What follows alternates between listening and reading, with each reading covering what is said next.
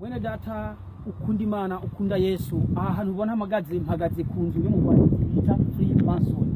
Abantu benshi mukunze kwibaza yuko Freemason iri mu kuzimu, abantu kazomba ngo umuryango w'uburuna kangwa watwawe mu kuzimu na Freemason, abantu ngo ntuze ngo yaratakajwe na Freemason, ari kumenya ahantu mu izina ry'umwami wacu Yesu Kristo, ntacyo dutinya mu izina ry'umwami wacu Yesu Kristo, yuko iby'umugwanizi byarakinzwe kandi bizokoma bitsindwa. Nikubwana mpagaze ahantu ku nzu ya Freemason, ahane mu gihugu ca Canada. Musanzwe n'umuzi nk'umukozi w'Imana Emmanuel Misago, nisemo gufata iyi video kugira ngo bishobore kubereka ukuri mushobora gukorera Imana mukiriho, ukuri mushobora kurondera Imana mukiriho. Uyu mwanya rero ubona inzu ya Freemason, aha niho mpagaze. Ntuzusigara uvuga ngo mbe Freemason ngiri hehe, mboshe umbira ati mbe aha hagaze kubera iki?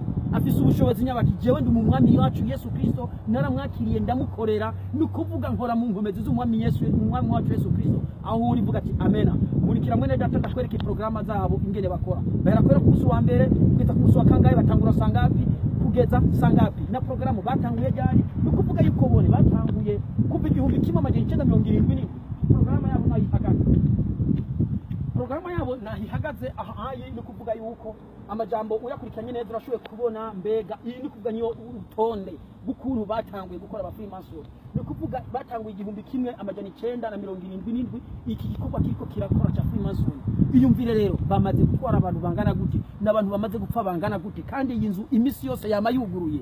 Ngomba ndakubwira batangura kuwa kangahe, batangura sangapi, bahiza sangapi, kuko birandike ngako ruhombe ku nzu birandike hama kugira ngo ufate ingingo rondera Imana ukiriho, korera umwami Yesu akiriho, urabwiga ubutumwa ukagira umutima ugumye. Babantu barahusigura, turahubiri, tukayigisha mu ndirimbo mu byo gutandukanye, ariko ngira umutima ugumye, ariko umenye Yesu agiraze aze guturishinga. Uzosigara mwene data urikirana kweli.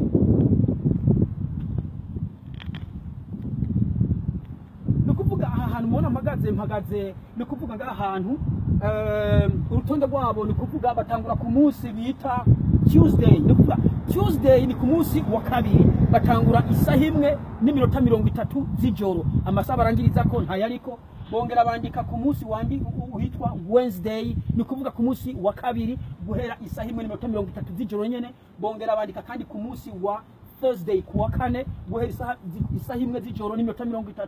Bongera bandika ku munsi wa Sunday guhera isaha imwe n'iminota 30 z'ijoro kujya nyene. Bongera bandika umunsi wa Saturday ariko ku munsi wa gatandatu guhera isaha imwe z'ijoro n'iminota 30.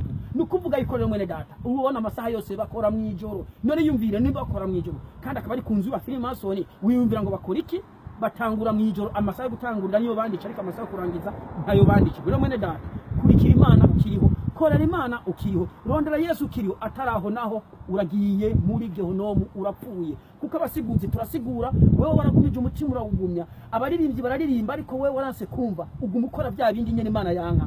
Ngaho rero mwene data Yesu agufashe cyane.